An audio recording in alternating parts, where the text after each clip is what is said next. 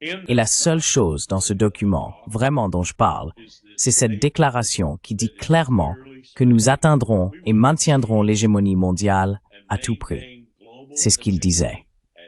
Et je connaissais les personnes qui voulaient cela. Des gens comme Richard Perle, Paul Wolfowitz et Douglas Feith, entre autres. Je savais qu'ils étaient derrière cela.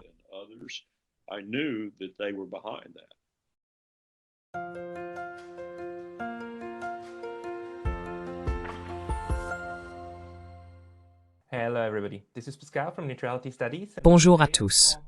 Je suis Pascal de Neutrality Studies et aujourd'hui je parle pour la deuxième fois au colonel Lawrence Wilkerson, un officier retraité de l'armée américaine, ancien chef de cabinet du secrétaire d'État et membre du groupe d'activistes Veteran Intelligence Professionals for Sanity.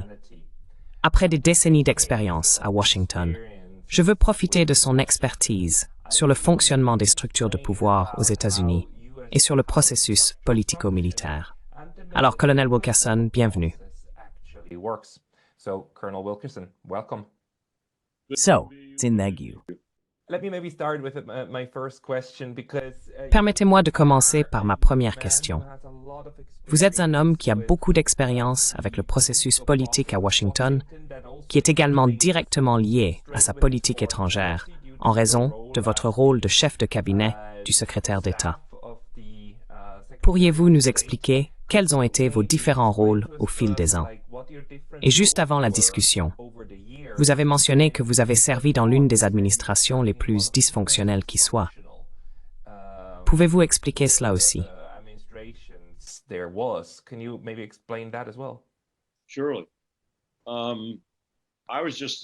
Bien sûr, j'étais juste un officier standard de l'armée, un soldat pendant environ 20 ans, faisant ce que tout le monde faisait.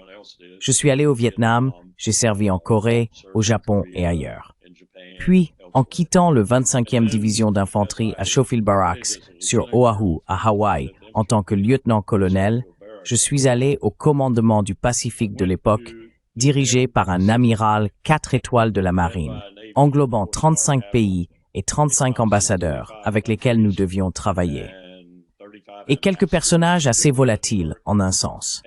Par exemple, nous avions la responsabilité de la Chine et nous avions la responsabilité de ce que nous appelions le plan d'opération global au plan 5001, qui complétait le 5000.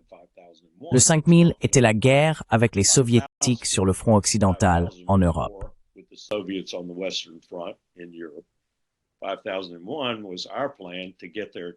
5001 était notre plan pour attirer leur attention, afin qu'ils soient obligés de détourner des forces de ce front vers leur front pacifique.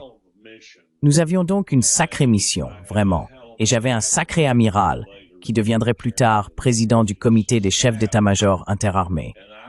Et j'étais l'assistant exécutif de son amiral 2 étoiles, qui était le véritable pouvoir à PACOM. C'était le gars de la politique et de la stratégie.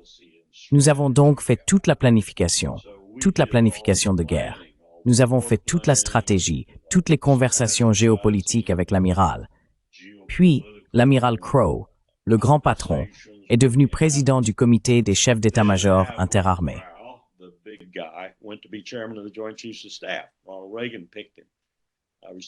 Ronald Reagan l'a choisi.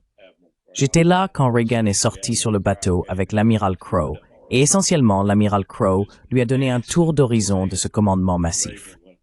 Reagan est retourné à Washington et a dit « Je veux que cet homme soit mon président ». Et il l'était.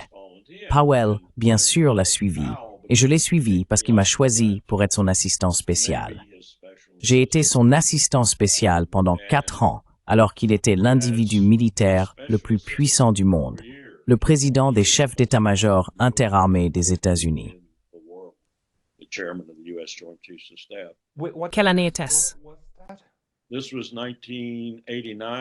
C'était de 1989 à 1993 sous H.W. Bush en tant que président, puis la dernière année était sous Bill Clinton lors de la première année de son premier mandat. Nous avons réduit l'armée de 25% dans tous les domaines. Lorsque nous avons réduit la base industrielle de la défense, c'était une expérience assez marquante de voir cela se produire. Beaucoup de choses en sont sorties qui n'étaient pas nécessairement bonnes. Par exemple, nous avons réduit la base des sous-traitants de la défense d'environ 100 à environ 6, et maintenant, ils dirigent des monopoles. Ils construisent des produits médiocres et les vendent à un prix maximum, et ils tiennent le ministère de la Défense en otage parce qu'ils sont les seuls à pouvoir le faire. Triste à dire, nous avons produit cela.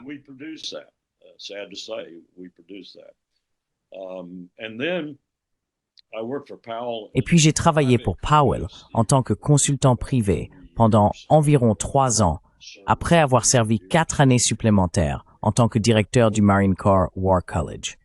Il m'a embauché et nous avons recommencé à travailler ensemble en équipe. Nous avons fait des choses comme aller à Lagos, au Nigeria, pour observer les élections du président Obasanjo à l'époque, qui a été élu. Nous avons fait d'autres choses avec le Carter Center à Atlanta.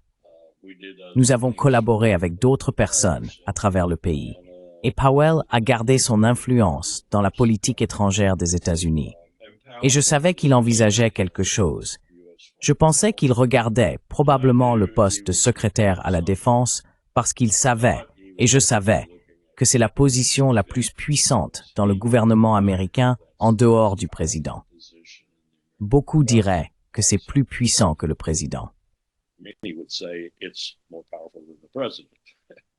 Le secrétaire à la Défense, pas le secrétaire d'État. Non, le secrétaire d'État est probablement l'un des principaux membres du cabinet. Et selon les fondateurs et la Constitution, par ordre de préséance, le secrétaire d'État est le premier. Bien sûr, il est dans la chaîne présidentielle, en fait. Mais un individu très faible dans un département très faible. Et Powell avait l'habitude de le dire ainsi. Et le secrétaire à la Défense de l'époque, Donald Rumsfeld, était d'accord avec lui. Powell a obtenu 25 milliards de dollars la première année de son secrétariat d'État. Rumsfeld a obtenu 375 milliards de dollars. Et Rumsfeld a dit un jour, « Je perds plus d'argent que tu n'en reçois, Colin. » Et il avait raison. Le département le plus puissant. Mais il ne l'a pas fait. Il a choisi le secrétaire d'État.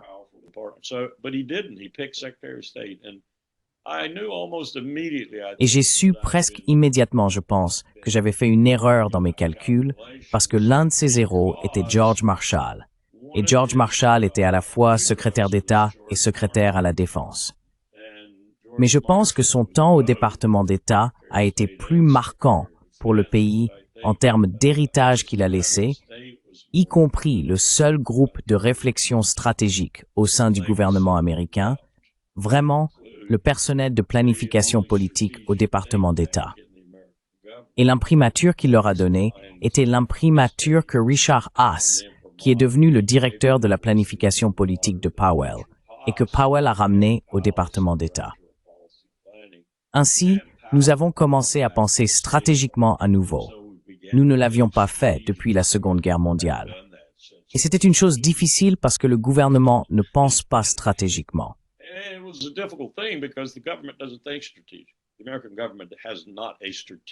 Le gouvernement américain n'a pas une once de stratégie. Il prétend en avoir, mais ce n'est pas le cas. Il gère son courrier. Jour après jour, il gère son courrier.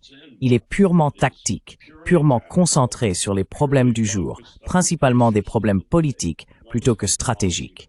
Et donc, quiconque pense de manière stratégique est mis de côté. Et nous l'avons appris. Nous l'avons appris de manière significative, car il n'y avait aucune stratégie derrière la guerre mondiale contre le terrorisme. Il n'y avait aucune stratégie derrière l'invasion de l'Irak en 2003. Nous l'avons juste fait. Il n'y a même pas de document de décision de sécurité nationale publié pour la première fois depuis la Seconde Guerre mondiale, lorsque nous avons inventé ces documents qui codifiaient la décision de faire la guerre en Irak. Nous l'avons juste tout fait.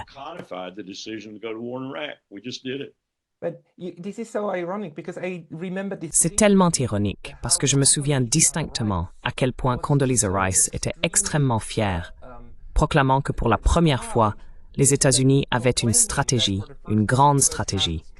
Ce terme n'est apparu, je veux dire, pour moi, qu'à cette époque. Et elle en était tellement fière. like was so proud of that. Can you?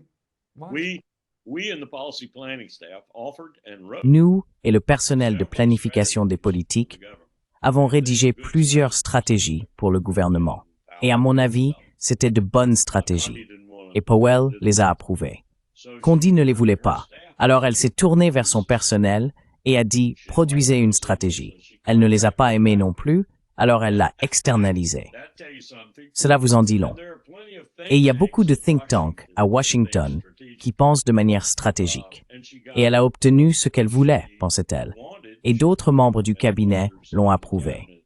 Mais ce n'est vraiment pas un document très définitif, à moins que vous ne vous y conformiez réellement. Et toutes ces stratégies de sécurité nationale produites publiquement, en effet, la stratégie militaire nationale dans le passé, publiée pour la consommation publique. Je ne parle pas de version secrète, de version top secrète.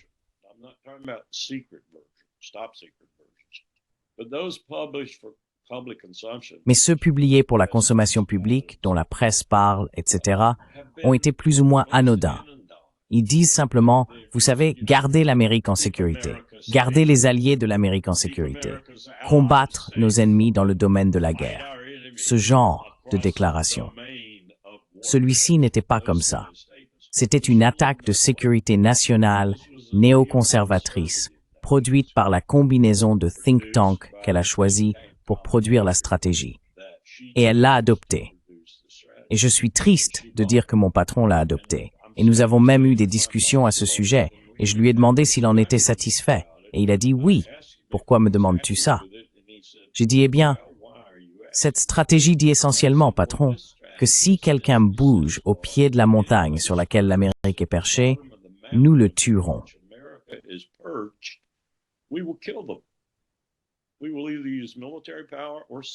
Nous allons soit utiliser la puissance militaire, soit des sanctions, soit les deux, et les tuer. Peu importe ce que c'est.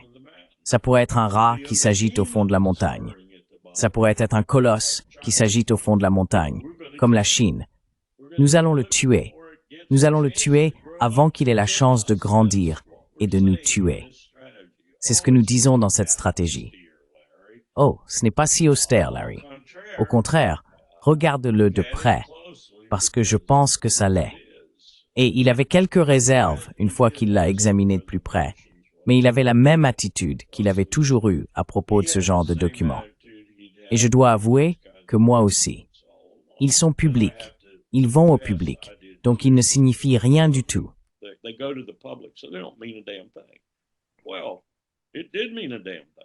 Eh bien, cela signifiait vraiment quelque chose.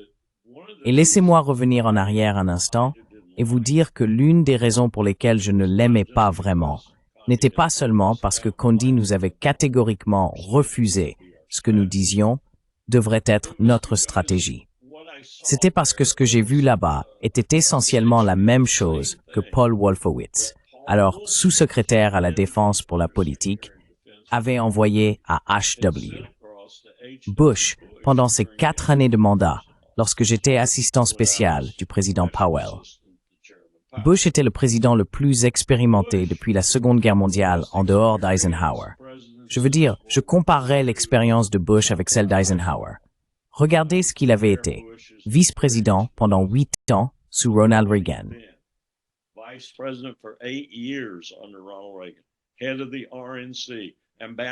Chef du RNC, ambassadeur en Chine, directeur de la CIA, tellement apprécié qu'ils ont nommé le bâtiment en son honneur. Après avoir dit pendant des années qu'ils n'allaient jamais associer l'anglais à la CIA, ils l'ont nommé le Centre Bush. Cela en dit long sur l'expérience de cet homme. Il n'avait jamais quitté le monde du renseignement depuis qu'il avait récupéré son avion dans l'océan Pacifique pendant la Seconde Guerre mondiale. C'est donc un homme très expérimenté. Il a écrit sur ce même document qui venait de Paul Wolfowitz à l'époque. Il a écrit sur le document « Renvoyez ça aux fous au fond du Pentagone. Bush Senior. » Oui, Bush Senior. Et c'est exactement là que c'est allé. Et c'est là que ça s'est éteint, pensions-nous.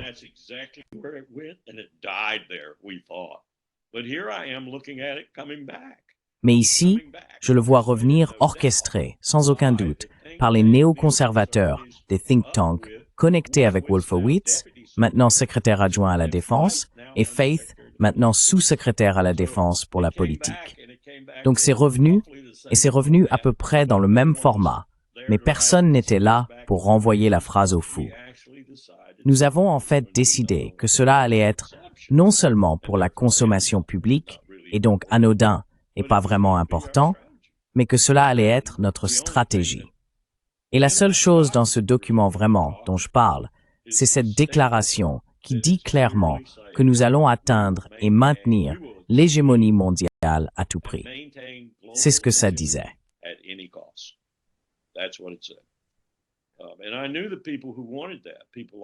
Et je connaissais des personnes qui voulaient cela, des personnes comme Richard Perle, Paul Wolfowitz, Douglas Feith et d'autres.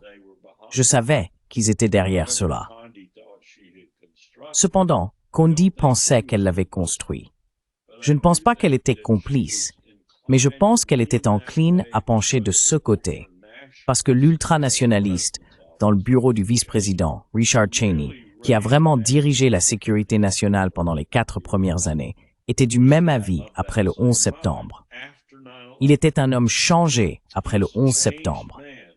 Rappelez-vous, je l'ai vu en tant que secrétaire à la Défense, un secrétaire à la Défense très efficace. Il ne tolérait aucune opposition à ses désirs, établissant sa suprématie civile dès le départ, en licenciant le chef d'état-major de l'armée de l'air.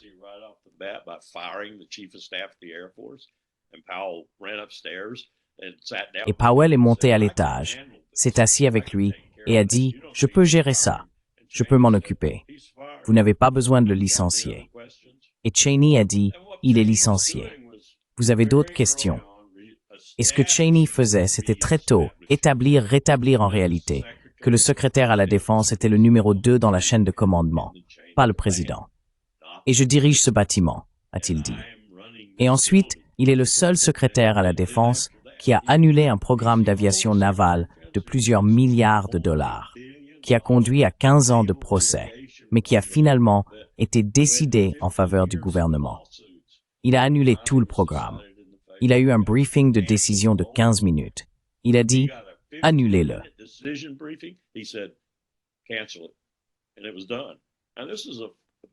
Et c'était fait. Maintenant, c'est un secrétaire à la Défense très efficace. C'est aussi le secrétaire à la Défense qui, lorsque George W. Bush a dit pendant la première guerre du Golfe, alors que l'autoroute de la mort se développait, nous tuions des Irakiens juste pour les tuer. Arrêtez la guerre. Il s'est tourné vers le secrétaire à la Défense, Dick Cheney, et a dit « Êtes-vous d'accord ?» Il a répondu « Absolument. Cela ne vaut pas un seul soldat d'aller à Bagdad, et ce n'est pas notre mission. Ce ne sont pas nos ordres. L'ONU a dit « Chassez l'armée de Saddam Hussein du Koweït. » Nous l'avons fait. Arrêtons. Et 12 ans plus tard, c'est l'homme qui veut faire la guerre en Irak en 2003. Donc, un homme très différent. Très différent.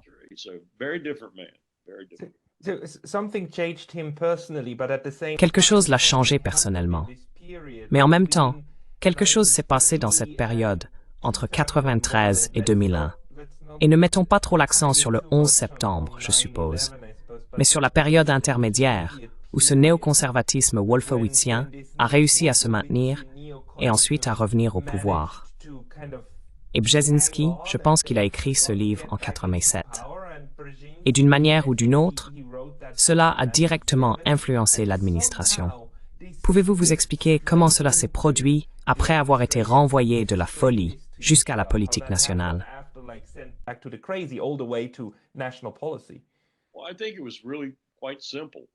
Eh bien, je pense que c'était vraiment assez simple. Je ne pensais pas que c'était une métamorphose complexe, si vous voulez. Je pense que c'était assez simple. Ces personnes ont toujours été là. Vous les voyez dans le NSC 68 depuis les années 1950 et avant. Vous les voyez là. Vous les voyez en Paul Nitz. Eisenhower n'a même pas laissé Paul Nitz participer à l'exercice Solarium, qui était sa façon prima facie de laisser tout le monde avoir sa part du gâteau. Et puis il a décidé, lors d'une disquisition de 45 minutes à la fin de tout leur briefing, quelle serait la stratégie des États-Unis. Mais il n'a même pas laissé Nitz venir, parce qu'il ne voulait pas que Nitz soit impliqué dans la stratégie des États-Unis. Eh bien, ils ont été là tout ce temps, mais ils ont été principalement dans l'ombre.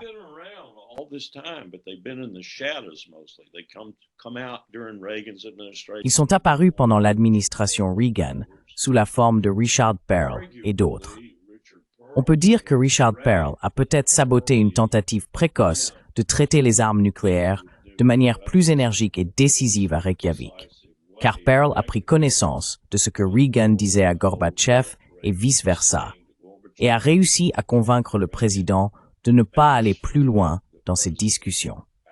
Cela s'est produit de toute façon, mais cela se serait probablement produit un peu plus tôt si Perle n'avait pas été là. Donc ils sont là, ils ont toujours été là. Je dirais qu'ils sont là depuis Alexander Hamilton et la fondation de la République.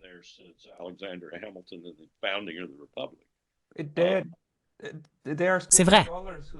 Il y a de bons universitaires qui disent la même chose et affirment que c'est essentiellement la ligne de pensée de la politique étrangère américaine, selon Jefferson, par opposition aux Washingtoniens, qui étaient toujours plus axés sur la sécurité nationale en étant sécurisés chez eux sans chercher des monstres à l'étranger.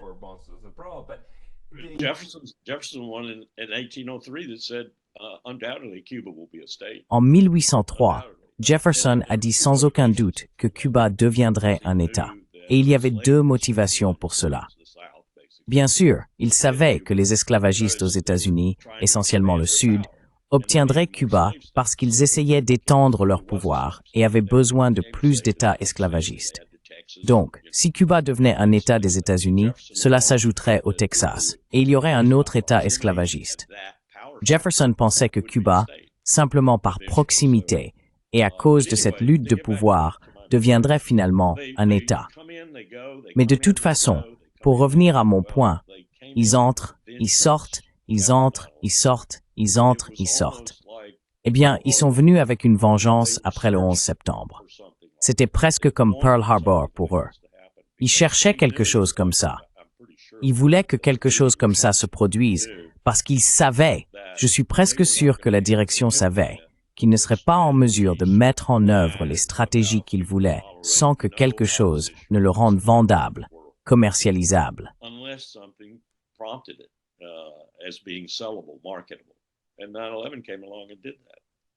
Et le 11 septembre est arrivé et a fait cela. C'était comme le 7 octobre pour Bibi Netanyahou. Bibi Netanyahou voulait faire cela et le faisait de manière beaucoup plus discrète depuis longtemps. Il tuait des Palestiniens en Cisjordanie, en commençant par Jérusalem-Est, et bien sûr, il bombardait le Liban tous les 8 à 9 ans, juste pour s'assurer que leur infrastructure économique ne rivalise pas avec la sienne. Et nous avons béni tout cela. Nous avons béni tout cela. Donc vous aviez la même chose ici, où tout d'un coup, c'est pas beaucoup, ce sont des géants Netanyahou, sont soudainement sortis de l'ombre et ont eu leur excuse, tout comme Bibi l'a fait pour le 7 octobre, pour commencer des tueries de masse au lieu de simples tueries périodiques.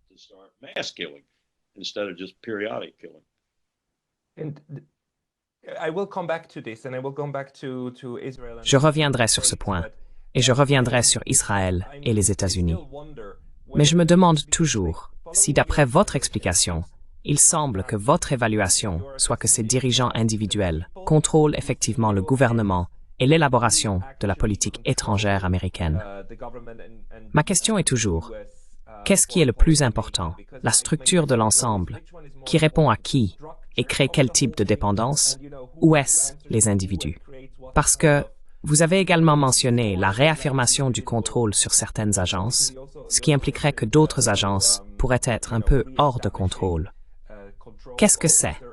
Est-ce les personnes ou est-ce la structure qui fait avancer l'élaboration de la politique américaine davantage?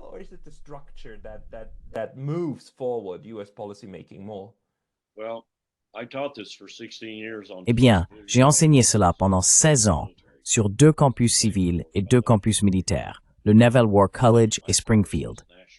Mon cours portait sur la prise de décision en matière de sécurité nationale. Au cœur de ce cours se trouvait la prise de décision fatidique, que nous définissions dans nos séminaires comme des décisions présidentielles d'envoyer de jeunes hommes et de jeunes femmes mourir pour des raisons d'État et de tuer d'autres personnes pour des raisons d'État. La guerre. La guerre. Vous savez, nous aimerions utiliser des euphémismes, mais nous l'appelions la guerre. Que nous tuions une personne ou 10 000, nous l'appelions la guerre. Et nous avons tout examiné. Nous avons examiné toutes les décisions prises par Harry Truman, la principale étant bien sûr la Corée. Nous avons examiné les décisions prises par Richard Nixon, comme l'expansion de la guerre au Cambodge en 1970. Nous avons examiné toutes les grandes décisions fatidiques de l'ère post-Seconde Guerre mondiale, jusqu'à Obama et la Libye.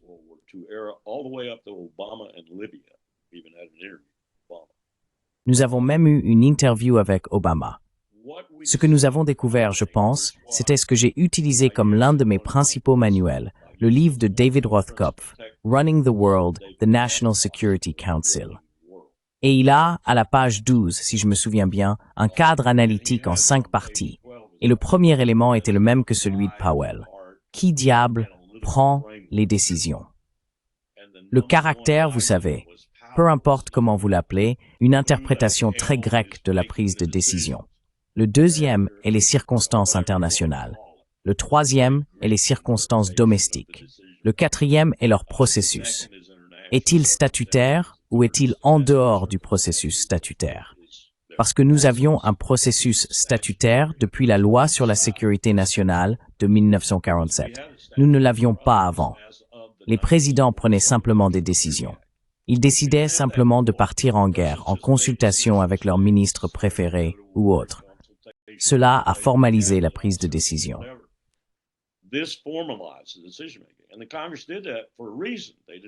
Et le Congrès a fait cela pour une raison. Il n'aimait pas la façon dont FDR avait géré la guerre. Il n'aimait pas le pouvoir qu'il avait accumulé en le faisant. Et non seulement ils ont amendé la Constitution pour que nous ne puissions plus avoir un président pour une si longue période, mais ils ont adopté la loi sur la sécurité nationale de 1947. Et la dernière chose, bien sûr, est l'idéologie et la philosophie de gouvernance. Ensuite, vous entrez dans mon ajout au cadre de David, qui était le budget.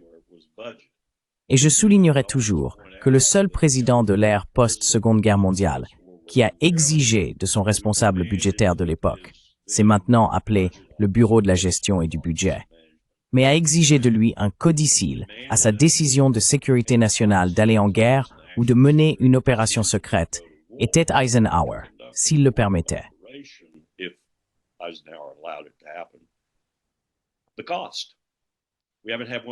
Le coût, nous n'en avons pas eu depuis. À la place, nous avons Dick Cheney disant que Ronald Reagan a prouvé que les déficits n'ont pas d'importance, donc ne vous inquiétez pas pour l'argent. Et nous ne nous sommes pas préoccupés du coût des décisions fatidiques depuis cette époque.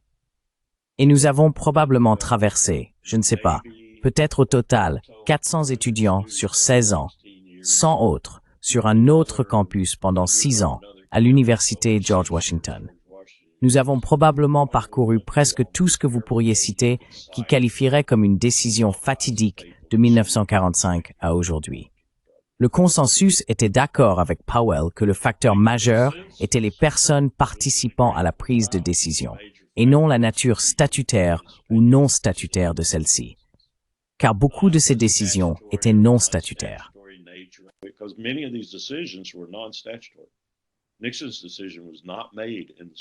La décision de Nixon n'a pas été prise au Conseil de sécurité. Elle a été prise chez lui en buvant du Jack Daniels. Et il y a d'autres décisions comme celle-là qui sont en dehors du système. Et vous pouvez voir, je pense, une trace de ce qui se passe lorsque cela se produit. Car la première chose qui se passe, c'est que votre cabinet ne vous soutient pas. Ils ne savent pas ce que vous faites. Et donc leur réaction immédiate est une protestation. Pourquoi avez-vous fait cela, sans me consulter? Pourquoi n'avons-nous pas eu une réunion du Conseil de sécurité nationale conformément à la loi? Donc, vous perturbez les choses immédiatement si vous faites cela. Mais je pense que notre réponse, celle de tous ces étudiants, la mienne et celle d'autres que nous avons invités de temps en temps, serait que c'est la chose la plus importante. Ce sont les personnes qui prennent réellement les décisions.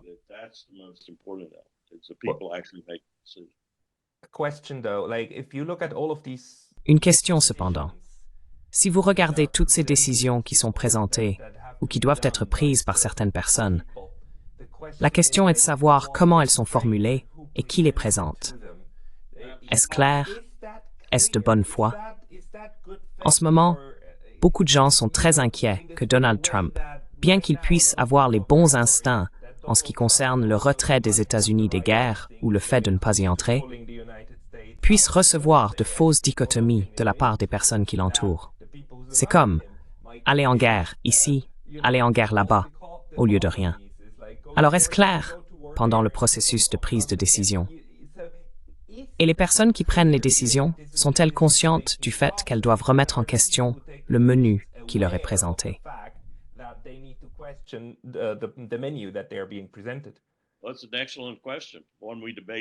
C'est une excellente question que nous avons souvent débattue. Et je pense que le consensus, s'il y en avait un parmi la plupart de mes étudiants, au fait, j'avais des étudiants brillants sur les deux campus. Programme d'honneur à GW, ils devaient avoir une moyenne de 3,75 avant même de venir me voir, et ils étaient tous en dernière année. Et à William & Mary, ils étaient aussi d'excellents étudiants. Je pense que le consensus aurait été, si vous deviez décider que Powell disait 95%, aucun de mes étudiants ne dirait cela, que la moitié de l'influence sur toute décision fatidique réside dans les personnages du processus décisionnel. Alors vous devez considérer plusieurs facteurs. Premièrement, ils pourraient même ne pas être des membres statutaires du gouvernement. Il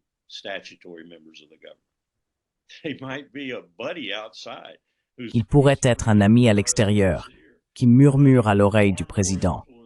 Un ami avec bien plus d'influence sur le président que quiconque qu'il a choisi pour être membre de son cabinet. La deuxième chose à considérer est qu'il n'y a pas de génie qui forge cette décision. Ce sont juste des Américains ordinaires, et ils ne sont pas nécessairement les Américains les plus brillants qui pourraient être dans cette position. Oh, et d'ailleurs, la personne qui va prendre la décision finale n'est pas nécessairement la lumière la plus brillante de la rue non plus, parce que nous ne produisons pas ce genre de personnes lors des élections. Ce genre de personnes, de plus en plus, depuis la Seconde Guerre mondiale, ne gagnent pas les élections.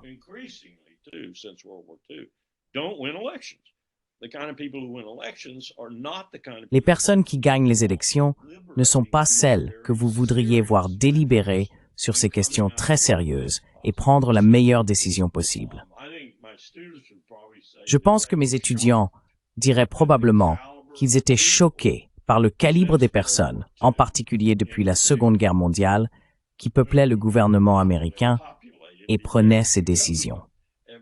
Nous avions l'habitude de dire parfois à la fin d'un séminaire de 3 heures, « Mon Dieu, j'aurais pris une meilleure décision que ça. » Et ce sont des jeunes de 19, 20, 21 ans. Et ils avaient raison.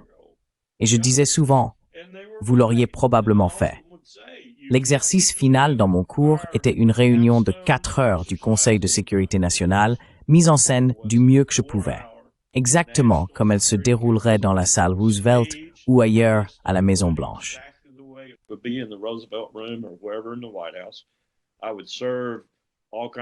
Je servirais toutes sortes de nourriture, des bonbons à la gelée, des sucreries, du café, des cokes et tout le reste, et je mettrais tout en place. J'utiliserais la salle la plus prestigieuse de GW et la salle la plus prestigieuse de William & Mary pour le faire. Et je disais, c'est le Conseil de sécurité nationale. Vous êtes le président. Vous êtes le vice-président. Vous êtes le président des chefs d'état-major interarmés. Et il sortirait de cet exercice. Et, vous savez, il dirait, je savais cela en tant que simulateur de guerre dans l'armée, que vous pouvez vraiment mettre la pression sur les gens, même dans les simulations. Ils en sortiraient en sueur. Et vous savez, ils en sortiraient en ayant réellement l'impression d'avoir été dans le chaudron à prendre ces décisions.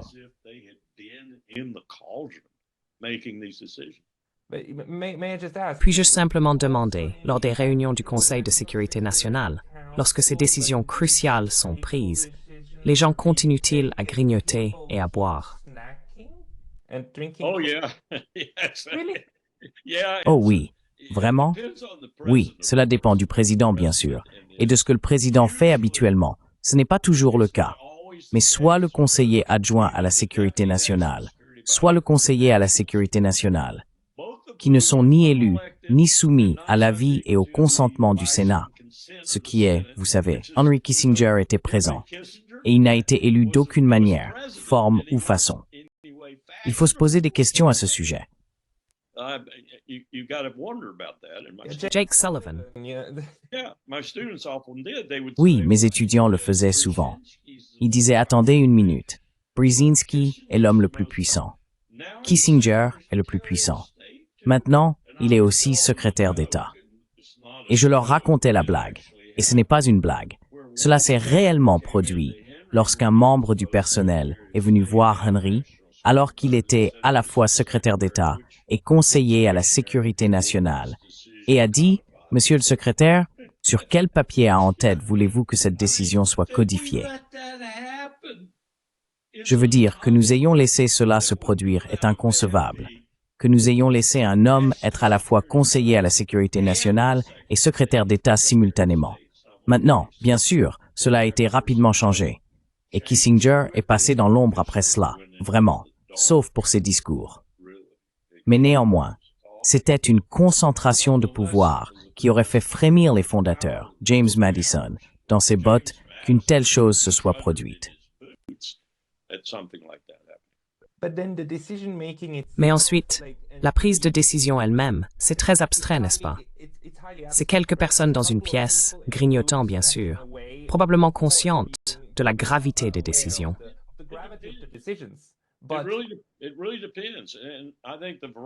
Cela dépend vraiment. Et je pense que la variété de scénarios que nous avons étudiés, nous avions une ressource formidable. Nous avions des sources primaires aux archives de la sécurité nationale à l'Université George Washington. Je veux dire, nous avons examiné les mémorandums. Nous avons examiné les documents de renseignement. Vous savez, nous pouvions rechercher les premières décisions en particulier et presque tous les documents primaires concernant cette décision. Et mes étudiants l'ont fait. Ils ont travaillé dur, fouillé et trouvé ces documents.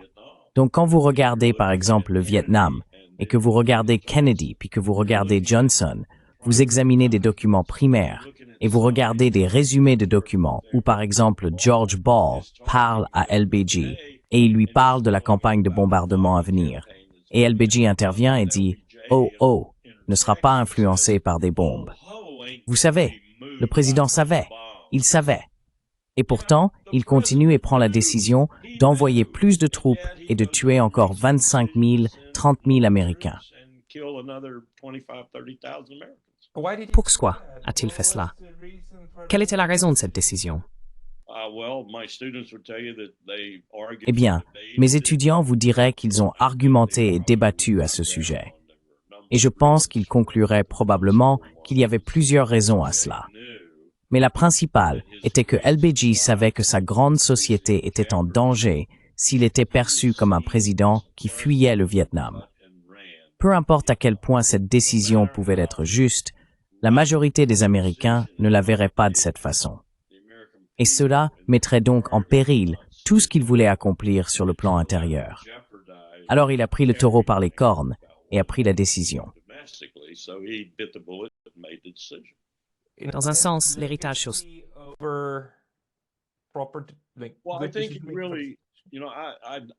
Je connais assez bien la famille Johnson. Je connais les petites filles. Je connais la fille. Je connaissais un peu Lady Bird. Elle m'a donné 40 000 $, m'a remis un chèque pour m'aider dans mon travail, m'a mis dans le système scolaire public de DC pour aider le système scolaire, et j'avais besoin d'argent. Elle m'a écrit un chèque de 40 000 $. Donc je connais assez bien la famille Johnson.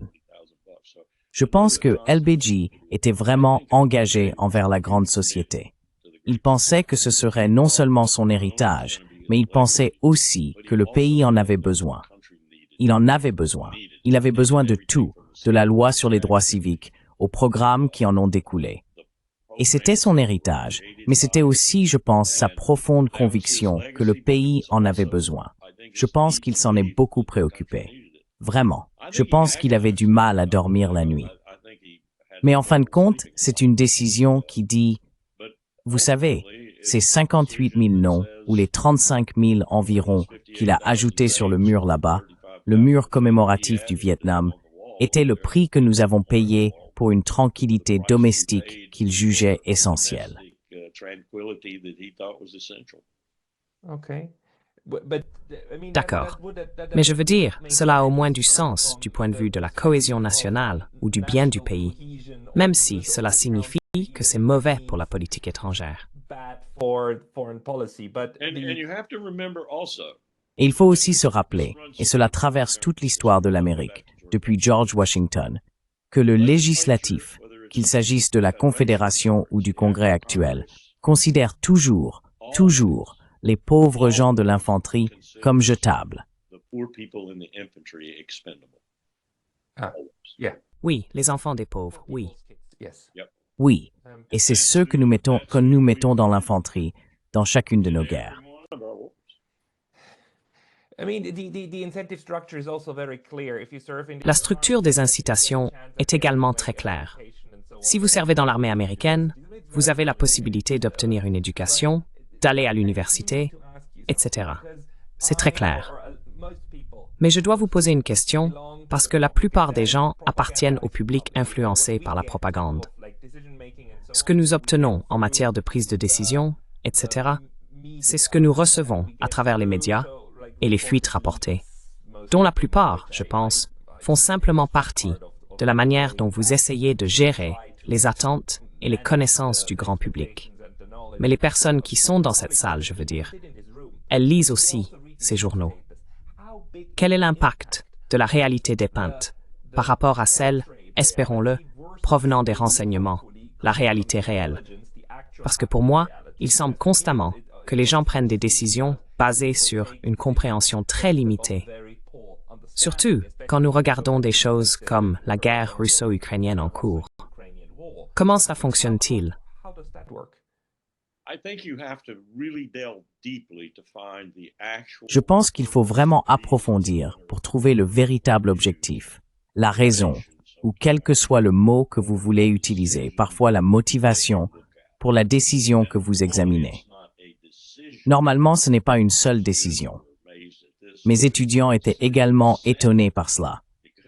C'est un ensemble de décisions parce que c'est une série de décisions et parfois vous vous enfoncez de plus en plus dans le désordre parce que vous continuez à prendre des décisions. Par exemple, vous faites ce qui est immémorial pour les militaires. Au lieu de reculer après une défaite, qu'elle soit tactique ou stratégique, vous la renforcez et vous renforcez cette défaite.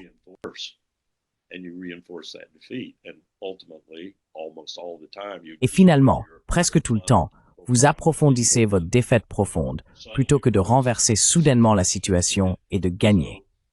Donc c'est plus une série de décisions. C'est plus une question de qui l'influence à ce moment-là, lorsque cette deuxième, troisième ou quatrième décision a été prise. Pourquoi cette décision a-t-elle été prise? L'intelligence a-t-elle réellement été infusée? Ce que j'appellerais une intelligence exploitable. Pas nécessairement correcte, mais au moins suffisante pour qu'un esprit analytique prenne une décision. Et puis vous devez, vous savez, si c'est une mauvaise intelligence, l'intégrer dans l'analyse des décisions. Et vous n'obtenez pas toujours une intelligence parfaite. Le système n'est pas conçu pour vous donner une intelligence parfaite.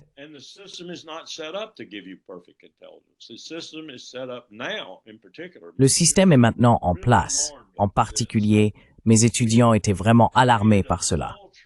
Nous avons créé une culture avec alors 16 entités de renseignement, maintenant 17, en comptant le DNI, qui se conforme plus ou moins aux souhaits du décideur. Ainsi, il passe un temps excessif à débusquer à travers son leadership et d'autres moyens, aussi comme placer des personnes dans tout le personnel du Conseil de sécurité nationale, placer des personnes au Pentagone, placer des personnes dans d'autres équipes clés. Et ce sont des espions. Ce sont vraiment des espions. Et le plus coupable de cela est la CIA. Parfois, ils le font sans que vous le sachiez aussi. Vous ne savez pas que la personne que vous venez d'embaucher est un agent de la CIA.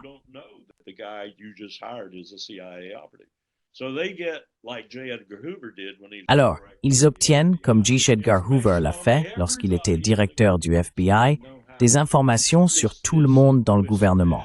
Ainsi, ils savent comment manipuler ceci et cela pour s'assurer que cette entité, comme l'INR au département d'État, la seule entité de renseignement vraiment indépendante ou presque indépendante parmi les 16 que le gouvernement avait à l'époque, obtienne des personnes que vous pouvez manipuler et amener à un consensus avec votre point de vue dominant en tant que directeur du renseignement central, qui est en phase avec ce que vous savez que votre président veut. Donc, comme les Britanniques l'ont dit à un moment donné à propos de l'Irak, vous façonnez en fait le renseignement pour qu'il corresponde à la politique, et non la politique au renseignement. Mais c'est quelque chose qui se produirait dans un processus réciproque. Et je suppose que ces agences ne sont pas d'accord entre elles. Je dirais que le ministère de la Défense doit être très méfiant envers la CIA, n'est-ce pas? Absolument. Et nous pensons que la concurrence est saine. C'est un principe américain, vous savez, la concurrence. C'est parfois sain, mais parfois c'est très très malsain.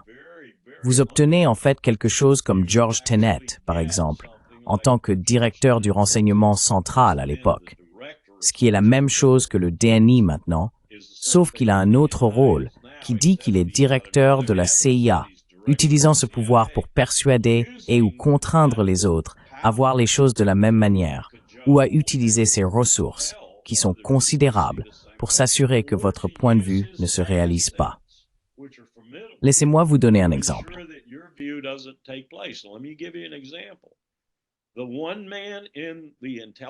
L'unique homme dans l'appareil de renseignement aux États-Unis qui a exprimé un désaccord majeur et dont l'analyse était tout simplement superbe sur les tubes en aluminium que Saddam Hussein aurait supposément fait passer en contrebande pour les utiliser dans des centrifugeuses. George Tenet s'est assuré que lors de la réunion ultime de toutes les 16 entités pour statuer sur l'estimation nationale du renseignement à cet égard, il était absent, hors de la ville. Et il était le seul à avoir les compétences nécessaires pour être vraiment redoutable dans une telle réunion en convainquant les autres qu'ils avaient tort. George Tenet s'est assuré qu'il était hors de la ville lorsqu'il a tenu la réunion. Alors nous l'appelions Joe Turner parce que personne ne voulait donner son nom et je ne les blâme pas. Mais nous disions, Joe Turner était hors de la ville. Pourquoi Joe Turner était-il hors de la ville?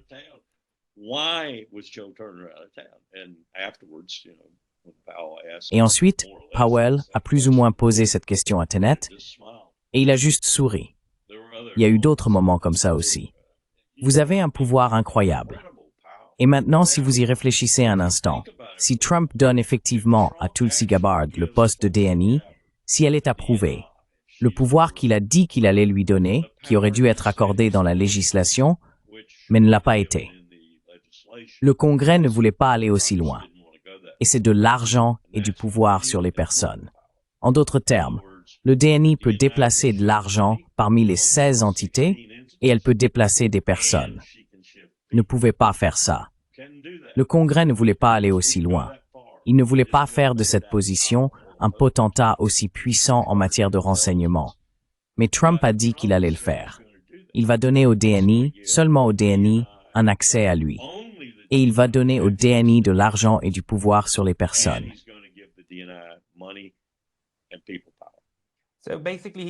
En gros, il dit qu'il veut savoir ce qui se passe réellement de la part du directeur.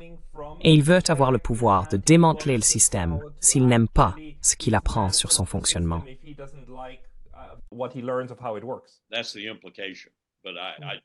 C'est l'implication. Mais j'ose dire qu'il va échouer dans cela, parce que c'est tout simplement trop puissant. Nous l'avons rendu trop puissant. La seule façon de réussir, et vous ne pourriez pas le faire, c'est de faire ce que plusieurs personnes, ce que John Kennedy a dit. Je ne sais pas si c'est apocryphe ou non. J'en doute parce que Bobby a dit qu'il l'avait dit.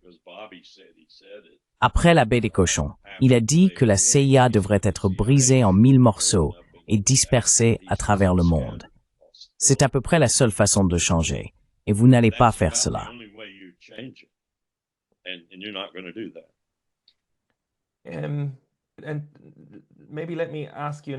Et peut-être puis-je vous demander maintenant à propos de l'influence étrangère sur cette prise de décision. Lors de notre dernière conversation, vous avez dit que vous en étiez venu à la conclusion que « parlons d'Israël ». Beaucoup de gens parlent de l'influence d'Israël, n'est-ce pas? Nous avons l'interprétation de Mearsheimer sur le lobby, etc.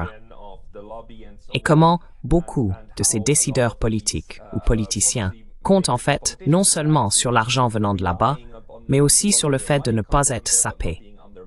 Et votre interprétation est que non, en fait, nous utilisons Israël après tout. Ce n'est pas l'inverse. J'ai parlé au colonel McGregor l'autre jour, et il m'a dit qu'il vous appréciait beaucoup et vous estimait hautement, mais qu'il ne comprenait pas comment vous en arriviez à cette évaluation. Pour Ivaso Grizzly,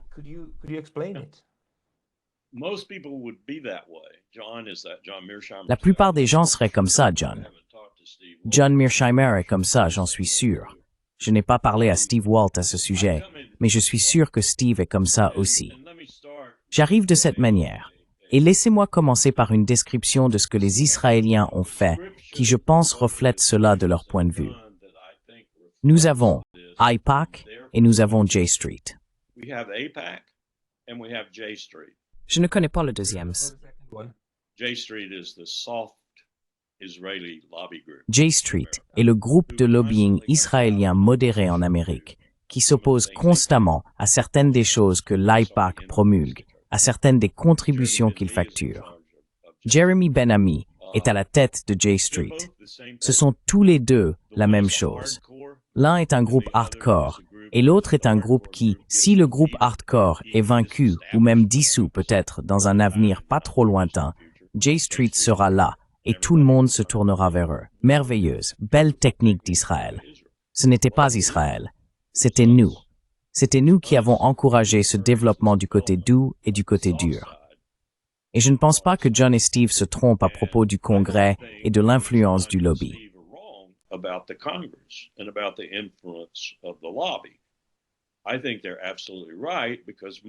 Je pense qu'ils ont absolument raison, parce que la plupart des membres du Congrès, en termes d'acuité mentale, sont des minuscules.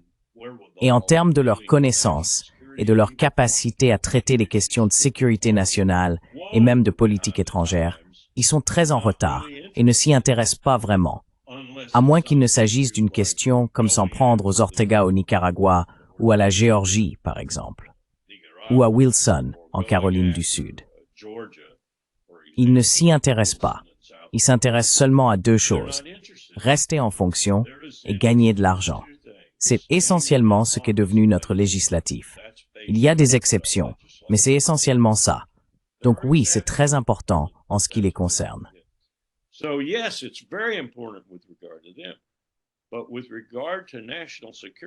Mais en ce qui concerne la stratégie de sécurité nationale, élaborée par ceux qui la comprennent vraiment, qu'ils soient néoconservateurs ou d'une autre tendance, Israël est notre outil.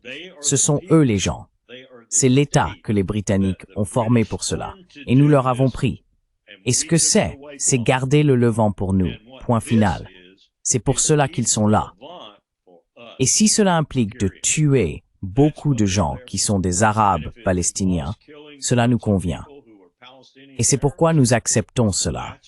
Et ne semblons pas trop perturbés, car ils font ce que nous voulons qu'ils fassent.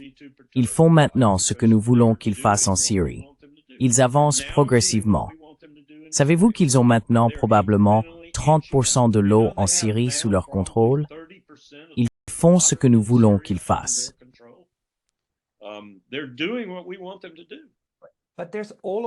Mais il y a toutes ces histoires, comme une série entière, où les Israéliens ont fait quelque chose qui semble très très contraire aux intérêts américains, du naufrage de ce bateau, ou de l'attaque de ce bateau.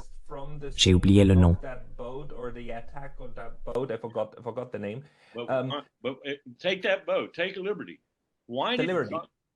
Prenons ce bateau, le Liberty. Pourquoi Johnson est-il intervenu, pour ainsi dire, après que le capitaine du porte-avions Saratoga, je crois, ait essayé de lancer des avions pour venir en aide au Liberty, ait été rappelé par un subordonné, vous savez, au président, ait eu une véritable hésitation et ait voulu relancer les avions et que le président des États-Unis soit intervenu pour lui dire de se retirer. LBJ. Cela. This makes no sense. Parce que tout ce qui se passait, en particulier ce qui se passait par rapport aux Russes pendant la guerre froide, était ce que nous voulions qu'il se passe. Et nous ne voulions pas perturber cela avec une crise soudaine à cause de quelques marins tués et à l'eau.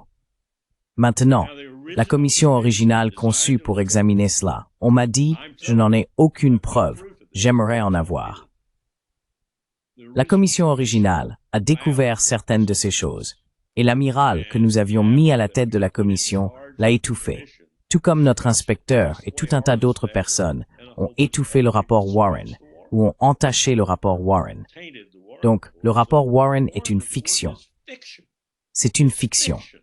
JFK n'a pas été abattu par Lee Harvey Oswald.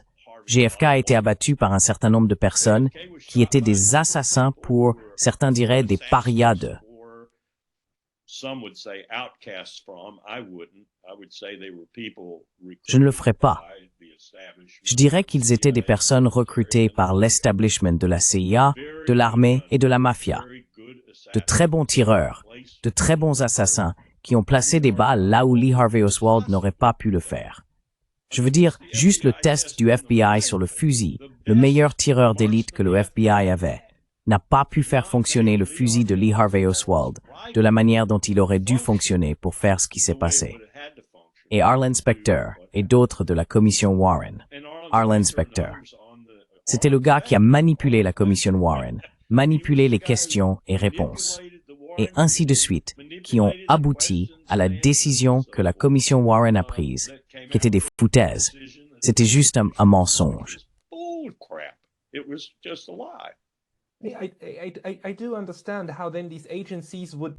Je comprends comment ces agences pourraient, dans certaines circonstances, être prêtes à aller aussi loin.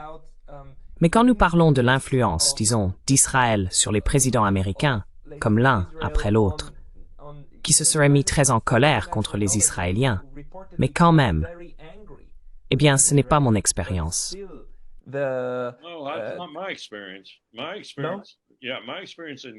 Mon expérience. Oui, mon expérience au sein du gouvernement et à l'extrémité du pôle, si vous voulez, le fournisseur de force à PACOM, par exemple.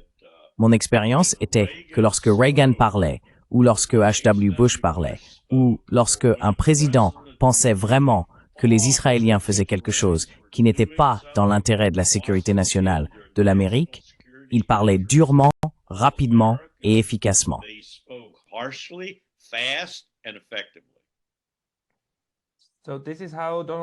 Donc, c'est ainsi que Donald Trump a essentiellement fait taire Netanyahou l'autre jour et a imposé le cessez-le-feu. Et tout le discours de Joe Biden essayant d'obtenir un cessez-le-feu et Netanyahou le défiant, tout cela n'est qu'une mascarade pour... Ce n'est pas une mascarade.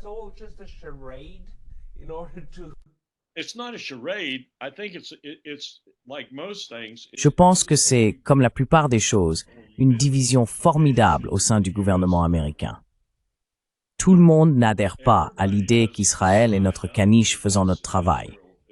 Nous avons eu des présidents comme Jimmy Carter qui n'ont pas adhéré à cela. C'est une des raisons pour lesquelles Jimmy Carter n'a pas été réélu. Donald Trump aime dire que c'était parce qu'il a cédé le canal de Panama. Il aime dire que c'était peut-être à cause des otages et tout. Eh bien, ces choses ont contribué, bien sûr. Mais la vraie raison était, Israël ne voulait pas qu'il soit réélu.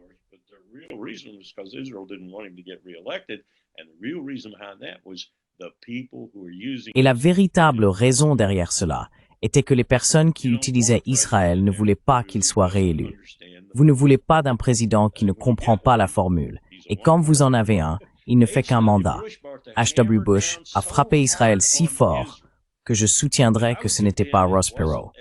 Ce n'était pas le lisez sur mes lèvres, pas de nouveaux impôts qui a fait perdre H.W. Bush pour un second mandat. C'était le fait qu'Israël a soutenu Clinton, a en fait acheté Clinton, parce qu'il n'aimait pas ce que Bush les avait forcés à faire. Il les a forcés. Il les a forcés dans le processus d'Oslo. He forced them.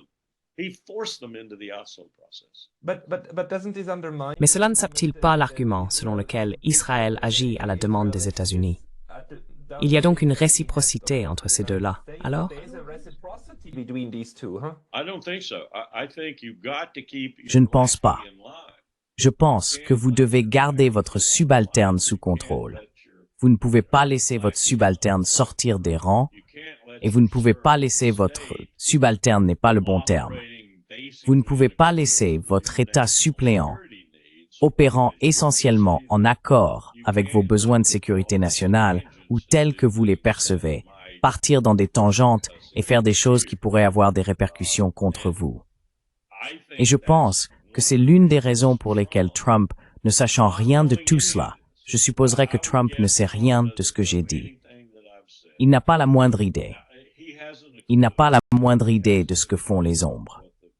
The shadows are doing. But the domestic Mais les ombres domestiques, pas les ombres israéliennes, les ombres domestiques. shadows. Oh, domestic and Israeli. And I say Oh, that only because domestique George et W. israélien. brought Arik Sharon Et je dis cela seulement parce que depuis que George W. Bush a amené Ariel Sharon dans le bureau ovale en 2004 et lui a dit « à vous de jouer », et les a plus ou moins laissé faire ce qu'ils pensaient devoir faire dans des limites vraiment larges. Depuis lors, il a été plus difficile de les gérer. Et quand Biden est arrivé, Biden n'avait pas du tout les outils. Et il avait Blinken, et Blinken opérait comme le secrétaire d'État suppléant de Bibi Netanyahu. Et Jake Sullivan était bien meilleur. Donc Biden avait le jeu contre lui en termes de faire même des choses qui étaient en ligne avec la politique de sécurité des États-Unis. Je pense qu'à la fin, je ne sais pas si la démence affectait gravement Biden. I think towards the end, I don't know if the dementia was getting to Biden badly. I watched Reagan this way, and I've talked to Secret J'ai regardé Reagan de cette manière et j'ai parlé à des agents des services secrets qui ont dit que Reagan ne savait même pas quel était le programme un matin de la dernière année de son deuxième mandat. Je n'ai jamais pu amener Powell à en parler. Powell était son conseiller à la sécurité nationale. Et il y avait des indices que Reagan n'était pas tout à fait aussi vif d'esprit qu'il l'était auparavant. Mais je pense que la combinaison de la vieillesse, je veux dire, j'y suis moi-même, et la combinaison d'autres choses auxquelles Biden s'était engagé pendant son temps au Comité des relations étrangères du Sénat concernant Israël et d'autres incidents, Biden était vraiment pris, piégé, et il ne pouvait pas trouver un moyen d'échapper au piège. Finalement, je pense qu'à la fin, il a vu une lumière et il n'avait pas, je ne sais pas ce qui se passerait lors du deuxième mandat. Je ne peux vraiment pas deviner ce qui se passerait lors du deuxième mandat. I can't even guess what would have happened in the second term had Biden had to Si deal Biden with avait dû gérer l'Ukraine et Gaza en même temps, et que Jake et Tony avaient été là pour essayer de le forcer dans le même costume rigide dans lequel il était pris, je ne sais pas. Je ne sais pas s'il aurait pu s'en sortir et faire les choses un peu mieux et peut-être mettre fin aux deux crises. Je ne fais que spéculer. Mais je connaissais Biden surtout à travers Powell, mais aussi individuellement à l'occasion. Et Powell a dit quelque chose une fois qui m'est vraiment resté. Il a dit « Joe connaît les enjeux. Joe connaît la politique étrangère mieux que Dick. Dick Lugar était l'équivalent républicain à l'époque, et Powell ne lui faisait tout simplement pas confiance. Condi a même réprimandé Powell une fois pour avoir trop parlé à Joe Biden quand Joe Biden est passé dans la minorité et était un membre minoritaire de haut rang du SFRC. Elle a dit « Tu es censé parler à Dick ». She said, "You're supposed to be talking to Dick. Dick is our guy, you know, the Republican." But he would Dick est notre gars, vous savez, républicain. Mais il parlait à Joe. Mais il m'a dit une fois, il a dit, il ne devrait jamais être président. Et c'est essentiellement parce que, et Powell aurait probablement dit cela à propos de presque n'importe qui, ils n'ont tout simplement aucune responsabilité pour ce qu'ils disent. Ils peuvent dire tout ce qu'ils veulent. Regardez Lindsey Graham, regardez les Kennedy de Louisiane, regardez Cruz, regardez Cotton. Ils peuvent dire tout ce qu'ils veulent. Un président, dirait Powell, un président doit penser au lendemain matin, au-dessus du pli côté droit, Washington Post, première page. Un président doit être très circonspect et prudent avec son langage. Les membres du Congrès disent simplement tout ce qu'ils veulent, sénateurs ou représentants. Donc ils ne devraient jamais être président.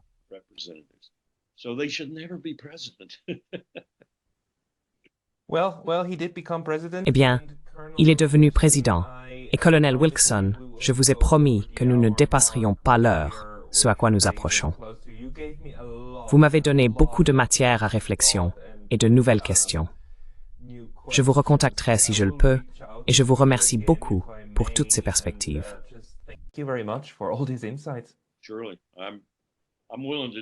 Bien sûr, je suis prêt à faire n'importe quoi tant que je ne sombre pas dans la démence à des fins éducatives, car j'ai placé beaucoup de gens dans la bureaucratie, la NSA, le service extérieur, la fonction publique en général.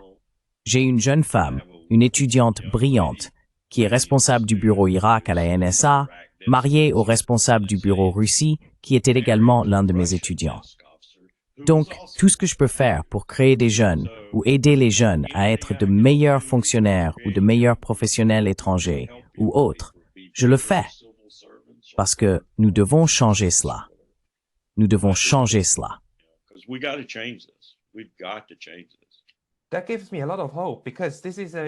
Cela me donne beaucoup d'espoir parce que J'ai parlé à d'autres personnes, Jack Matlock et Jess Freeman, etc. Et ils disent tous, comme nous n'avons pas beaucoup de bonnes personnes. Mais je sais que les États-Unis ont produit certains des meilleurs diplomates du monde, Joseph Grew, etc. Et les gens, beaucoup. Alors où sont-ils? Mais c'est une question pour une autre fois, je suppose. Nous posions cette question lors des séminaires. Qu'est-ce qui nous est arrivé? Je vous demanderai la prochaine fois. Nous en parlerons la prochaine fois. Colonel Lawrence Wilkerson, merci beaucoup pour votre temps aujourd'hui. Nous m'avoir invité.